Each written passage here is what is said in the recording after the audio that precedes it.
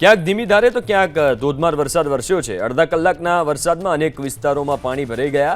શહેરના SG highway, Vaishno Devi circle, ગોતા, સોલામાં વરસાદ, પકવાન, નવરંગપુરા, અખબારનગર, રાણી, વાડજ સહિતના વિસ્તારોમાં વરસાદ વરસ્યો છે। તો થલતેજ, સાયન્સ સિટી, શેલા, સિલજ, બોપલમાં પણ વરસાદ વરસ્યો। પૂર્વના શાહીબાગ, મણિનગર, પાલડી, મેઘાણીનગરમાં પણ વરસાદ વરસ્યો છે।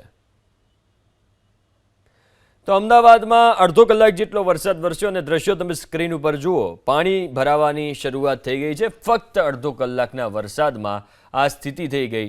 પૂર્વ વિસ્તારમાં પણ વરસાદ વરસ્યો હતો। પૂર્વના શાહીબાગ, મણિનગર, પાલડી, મેઘાણીનગર સહિતના વિસ્તારમાં વરસાદ વરસ્યો। આ બાજુ પશ્ચિમના અનેક વિસ્તારોમાં સતત બીજા દિવસે વરસાદ વરસ્યો છે, જેમાં નવરંગપુરા, અખબારનગર, રાણી, વાડજ, એસજી હાઈવેની વાત કરીએ તો વૈષ્ણોદેવી સર્કલ, ગોતા, સોલામાં ભારે વરસાદ વરસ્યો છે।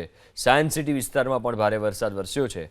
ક્યાંક ધીમી ધારે, ક્યાંક ઝાપટું પડ્યું તો ક્યાંક ધોધમાર વરસાદ વરસ્યો અને જેના કારણે આ સ્થિતિ સર્જાઈ। અડધા કલાકના વરસાદમાં અનેક એવા રસ્તાઓ છે કે જ્યાં ઢીચણ સુધીના પાણી ભરાઈ ગયા છે અને દર વર્ષની જેમ આ વર્ષે પણ વાહન ચાલકોને પરેશાન થવું પડી રહ્યું છે।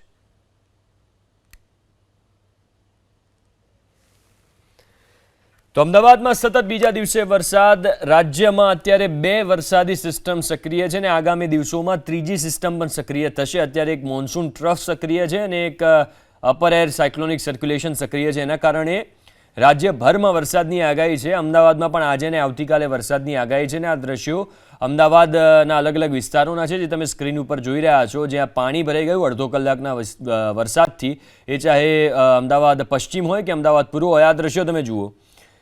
આઈએમ રોડ સહિતના વિસ્તારના દ્રશ્યો હતા, જ્યાં અનેક જગ્યાએ પાણી ભરાવાના કારણે વાહન ચાલકોને મુશ્કેલી પડી હતી। વચ્ચે અડધો કલાક તો એવો વરસાદ વરસ્યો કે વિઝિબિલિટી પણ એકદમ ડાઉન થઈ ગઈ હતી।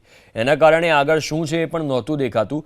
જો કે અડધો કલાક જેટલો વરસાદ વરસ્યો છે, પણ પાણી ભરાવાની જે સમસ્યા છે એ જ્યાંની ત્યાં છે। અને જે પ્રી મોન્સૂનની વાતો અમદાવાદ મહાનગરપાલિકા કરે છે, જે હજારો કરોડોનું બજેટ ફાળવવામાં આવે છે, એ ક્યાં વપરાય છે ખબર નથી પડતી।